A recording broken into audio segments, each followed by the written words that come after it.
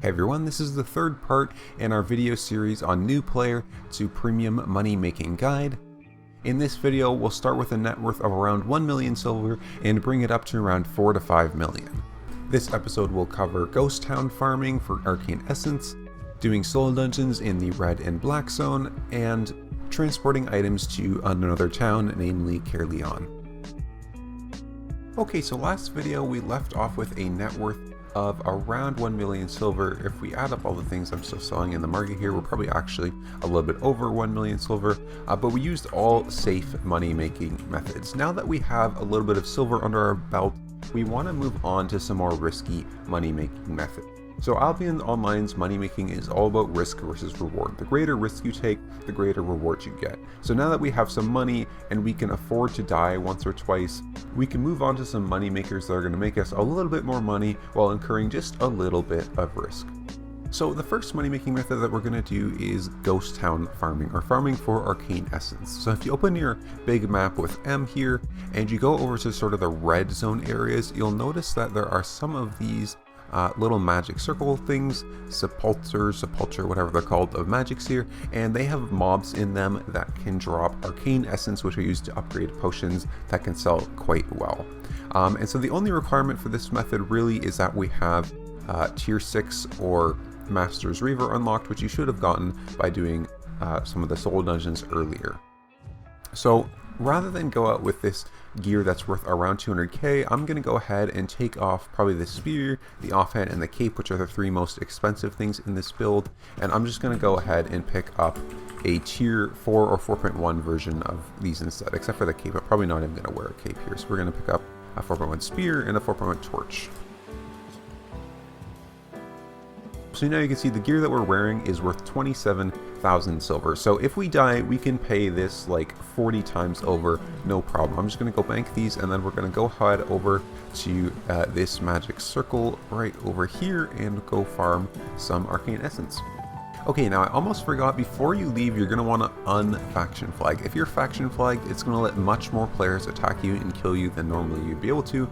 So to unflag, you want to go up to the top left of your screen here to where your character portrait is and just click the flag here, and you'll start this little channel thing where your health bar flashes, and you will lose this flag next to your name. Once the channel is done, you can see it's gone and the flag is gone there as well.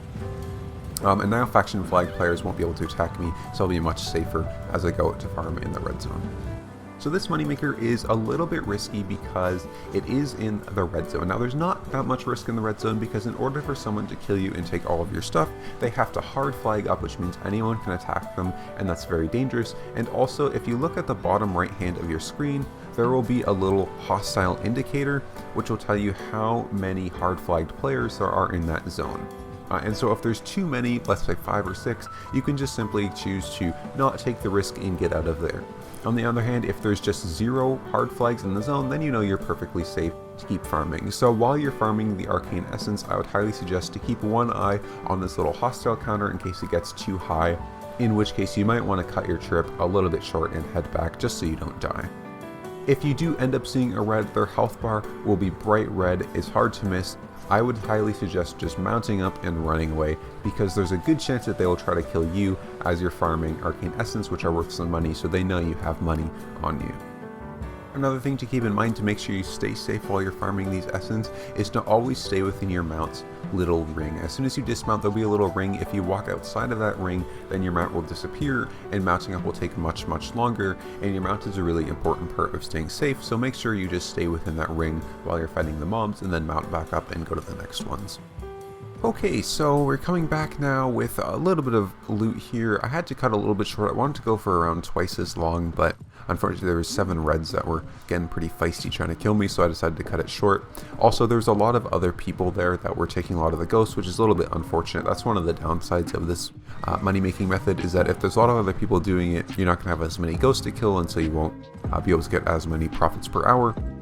I was just probably doing this not during prime times, during one of the more downtimes. Might try this later when the server's a little less quiet, or little more quiet, so that there's less people there to contest the ghosts. But either way, you can see we have made around 78k worth of arcane essence in just around 15 minutes, and I only had a risk of around 26k, and in fact I didn't even need the bag. I forgot that these things don't really weigh anything, so I've made over 3 times what one possible death could have gotten me, or how much it would cost to have one possible death, just with 15 minutes of farming them. So you can see the risk is fairly low. I mean, if I go on one trip for half an hour, I could make enough money to pay for 6-7 deaths. So it's definitely worth it to start taking some risks after you have a little bit of money saved up. Okay, so while I wait for the ghost town to cool down and for it to be not prime time anymore so I can get a little bit of uncontested ghosts, we're going to move on to the next moneymaker real quickly. So after last time we sold a lot of stuff, we have around 700k sitting in our inventory, so I want to invest some of this back into the market in a little bit more of a risky way than before. And so we're going to be essentially transporting items from Bridgewatch here all the way up to Caerleon. So we have to cross some red zones, but as long as we can stay safe, we can make some pretty big profits. So depending on what your town you're in, there's different crafting bonuses. If you open up your cluster map by pressing N here, if you pull down this little arrow under the top bar here, you'll see crafting bonuses down here. In Bridgewatch, you have crafting bonuses for crossbows, daggers, curse staffs, plate armor, and cloth shoes. So essentially, if we buy some of this here and move it to some other town, we're probably going to make a profit, and Caerleon typically has the highest profit because you have to cross red zones to get there, and Caerleon has 2 markets, which means that the supply is sort of diminished based on if you sell because there's people selling to both of those markets. So we're going to go over to the market here, and we're just going to buy flat 4 of all of these items that Bridgewatch has bonuses in, and then move them to Caerleon.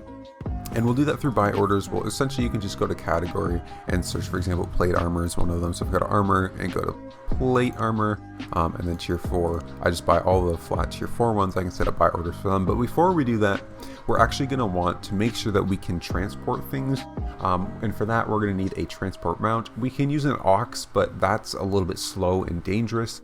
And a much better one is called a saddled wild boar. Wild boar here. Because they're much faster and they can carry quite a lot as well. They are a little bit of a big investment, so we're actually going to set up a buy order for one of these. We're going to use this for a money making method later as well, so we want one of these anyways. So we're just going to set up a buy order for the cheapest we can get it at, hopefully at 313k there. And now we're going to set up buy orders for, actually we're going to buy order a bag as well. I think a better bag than we currently have. Let's do a masterpiece tier 5 bag.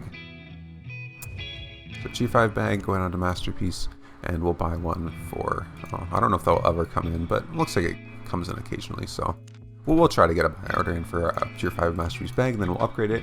And now we're going to spend, I think I'm going to spend around 200k on tier 4 flat items so that we still have some left for some other money makers later.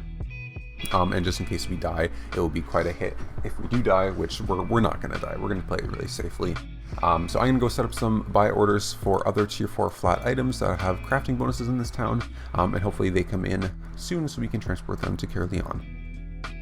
Now, if you want to be safe while doing this method, you can go ahead and just travel naked to Caerleon and compare the 2 market prices. But when I checked, pretty much every single item was worth more in Caerleon than it was in Bridgewatch. Also, I only did non-artifact items, so if you go to your buy orders, it'll just be the 3 first ones that appear and not any of the ones that take an extra material or an extra artifact along with them. So I would suggest just doing the 3 basic ones per item category instead of trying to do the artifact ones. Although I'm sure the artifact ones can also produce a profit, I would just make sure you double check the prices on those ones. Okay, while we wait for the ghost town to cool down a little bit and wait for our buy orders to come in here, we're actually going to go do another money making method, which is probably the single most best just overall money making method that we're going to be doing this entire run, which is, again, you guessed it, solo dungeons. However, instead of going to the yellow zone and faction flagging, we are going to be going to the black zone or the red zone and faction flagging there. So I'm not quite sure which one is better money, going to the black zone or going to the red zone and getting to faction flag. So we're actually going to test it out here. I'm going to go to the black zone, do around 2 hours of tier 6 solo dungeons and see how much money we get from those, and then go to the red zone and faction flag up and do the same thing and compare the 2 prices just to see which one's a little bit better. Now, since this is going to be a little bit dangerous going to the black zone and red zone, we're not going to go with our full set of clearing gear that we're using for yellow dungeons, we're going to use one a little bit higher. So we're going to actually use a 5.1 spear and a 5.1 torch, and then just our normal 4.1 for the other stuff. So I'm going to actually upgrade them myself as well, because it looks like that will be much cheaper. So we're going to buy a flat 5 spear and a flat 5 torch, and then upgrade them ourselves, and then we'll get 4.1 everything else, and we'll see how much our entire set comes to in terms of cost, so we can see how much risk we're working with. Okay, so after upgrading everything, it looks like our estimated value is at 41k, around 42k there. So if we die, we're going to lose 42k, but after one solo dungeon or so, we should have made that back just in silver. So in terms of silver bags we get, let alone the drops we get, I'm actually going to pick up one map here. We're going to be doing tier 6 dungeons. And maps are typically better to do. However, in the red zone and black zone, they're a little bit awkward. They make it more dangerous because they bounce you back between different maps rather than staying in the same one. So I'm just going to do one to pick my first map, and then we'll just do normal ones after that. So we'll pick up one map here, and we'll just do one, and then we'll do the rest normal. So I think I'm going to do black zone dungeons first before the red zone ones, just because we haven't gone to the black zone yet, and that's kind of exciting. And we'll find a tier 6 zone to go to and do some dungeons. Oh, to get to the black zone, you just have to go at the top of Bridgewatch here. There'll be a little portal. So it's by this these little crossroads. It's at the top at Bridgewatch over here. You'll see a little gate thing. You just go to the zone thing that looks like it's near this gate, and then you zone in here, and there'll be this giant portal at the bottom of this place, which you can click on to go to the black zone. So you'll see it coming up here in a second, which is this gigantic yellow portal. It will be different colors depending on what town you're in. You just click it, and then you get to choose which part of the black zone to go to. So for doing solos in the black and red zone, but especially the black zone, there's a couple things that can help you stay safe. First of all, when you enter the black zone into one of the portals, there will be 4 little pools of yellow around. Make sure you pick one of those up. It will make you invulnerable and invisible for 2 minutes or until you zone into the next zone, and it has a 10-minute cooldown. So as long as you pick that up every time you go out, no one can kill you in that first zone. After that, you pretty much just want to avoid reds and get into your solo dungeons as fast as possible. If there's someone dismounted in front of you, never just turn around instantly, never go anywhere near them, because they could definitely catch you and kill you. If there's someone following you mounted, again, probably just turn around and go back to where you were going is the safest option, because there's likely people in front of you as well that that person is communicating your location to. Lastly, solos really don't get dove that often in the red and black zone anymore, especially in the black zone if they're not in like a tier 8 zone. But if you want to be extra safe, solo dungeons close 90 seconds after the last person enters. So if you enter a solo dungeon, you can sit there and start a timer for 90 seconds, and once 90 seconds is over, assuming no one else has come in, then this dungeon will be despawned and you won't be able to be dove at all. I don't do this, and I would suggest not doing this because 90 seconds is a fair amount of time, especially when you're doing, 6-7 solo dungeons an hour. It really adds up. If you're doing faction flagged red zones, make sure you keep an eye on the hostile counter, as that could be any hard flag, especially in your dungeon. If that ever goes up, that means there's a hard flag in there trying to dive you. And also I would suggest to unfaction flag at the end of your last dungeon so that you're safer on the trip back. Okay, so we just finished our 2 hours of solo dungeons in the black zone. We can see we got around 839k of loot, and then if you add the silver bags in, that's 100k there and 225k there. So our total is around 1150k there.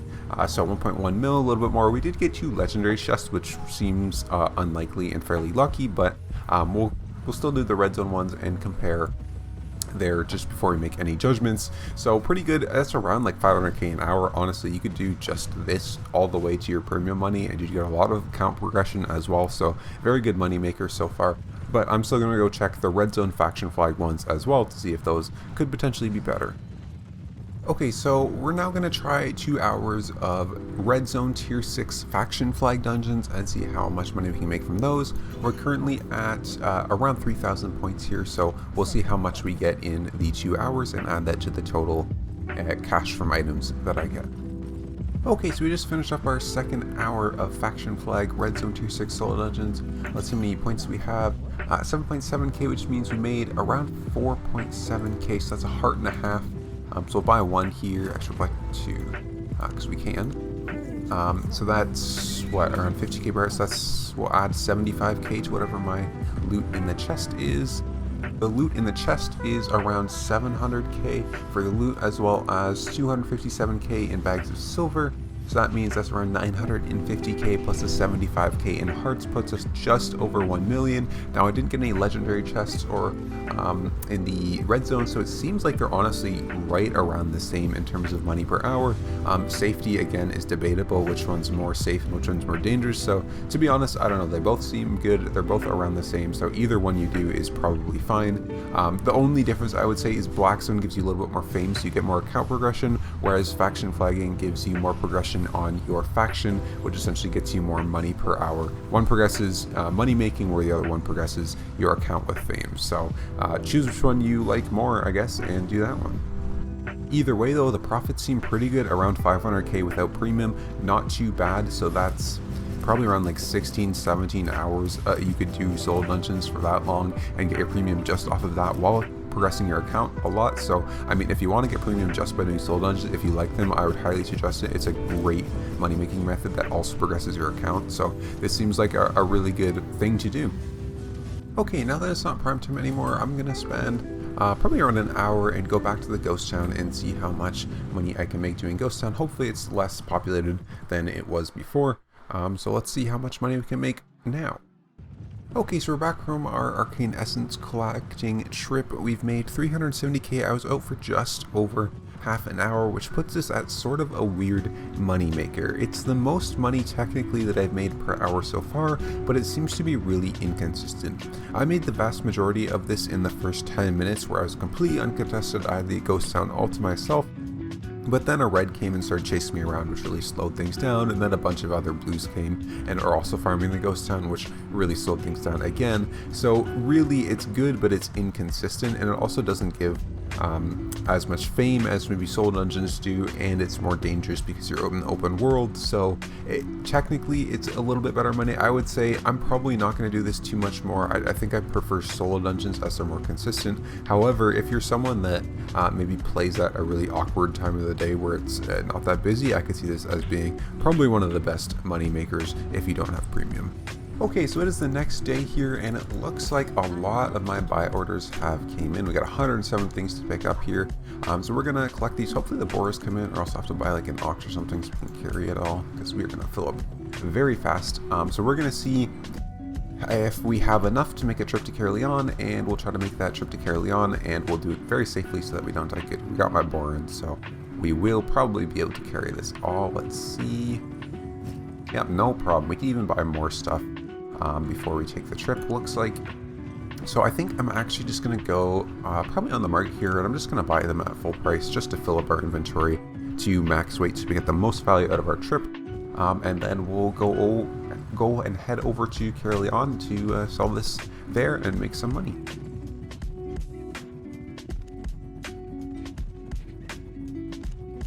Okay, so looks like we got full on weight here. I'm actually probably just going to switch my boot passive here. Maybe buy one more pair of claws, or two more, three more, whatever, close enough. Okay, so, and actually we're going to invest in one more thing. Essentially we want to stay safe. We're not really going to take any chances if there's reds in the zone and try to cross them, but just in case some show up, we're going to invest into a Fort Sterling cape as well, which helps eat 1 CC on us so that we can escape maybe 1 catch.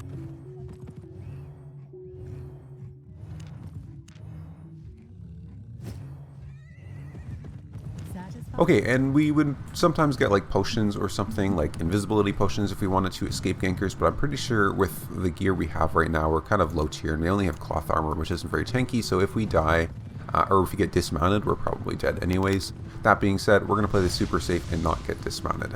So, let's go and see if we can make this trip to Caerleon. Now, I'm planning to play this very safely so that if there are like too many reds in a zone, I'm probably just going to turn around and go back sometime later, because we really don't want to die with this. It's not that much. We do have money to pay for all of this stuff again, probably 2 times over. Let's see what the estimated value. We're looking at around an 800k estimated value with the gear we have on, plus all this stuff in our inventory.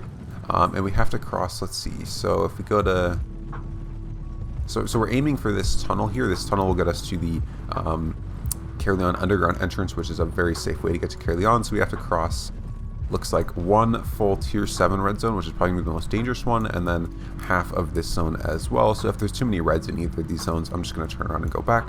So let's go through the yellow zones first and see if there's reds in there.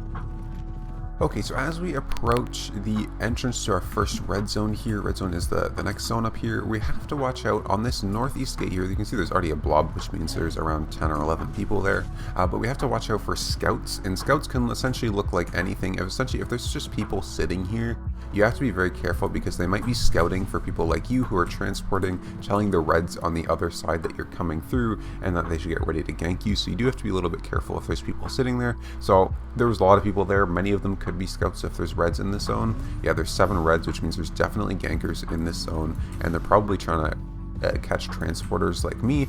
So I'm probably just going to turn around and do this some other time because I'm not going to risk it, which is too bad because we have to go all the way over here, but it is what it is. We're just going to go back and not risk it for now.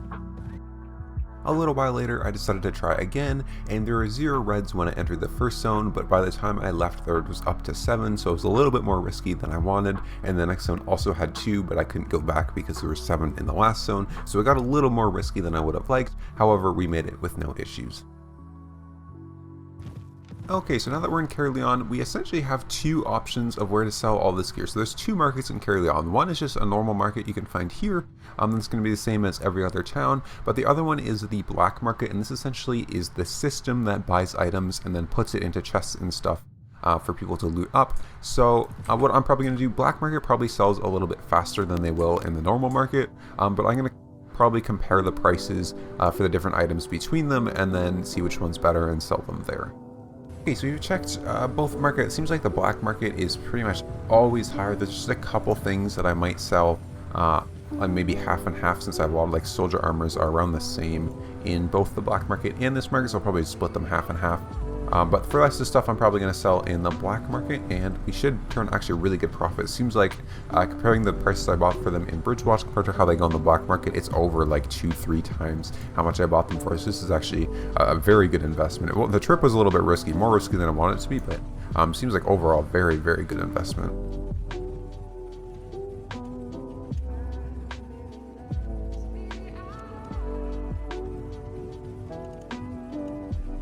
Okay, so after you're done selling everything, you kind of have 2 options. Since we brought some transport stuff over here, we cannot teleport back to Bridgewatch with this stuff on us. So either we can repair all this stuff and then just sell it on the markets, and we'll get around the same amount of money we spent in it probably, or we can transport some stuff back from Caerleon to Bridgewatch. And now I'm not exactly sure. Caerleon's crafting bonuses are gathering gear, tools, foods, and potions, which are a little weird, and I'm not sure if you'd actually run a profit because most people don't do their stuff in Caerleon, as it is a fairly unpopulated town. There's one item though that you can always make a profit on. It will be small, but it's 100% going to be a profit if you go over to the market here and then you go to category. And I think it's luxury goods, and then you go down to Bridgewatch. All of these stuff, you can click on them, they'll sell for 1,000 silver directly in the Bridgewatch marketplace, and then there's tier 4s, there's tier 5s, and there's tier 6s.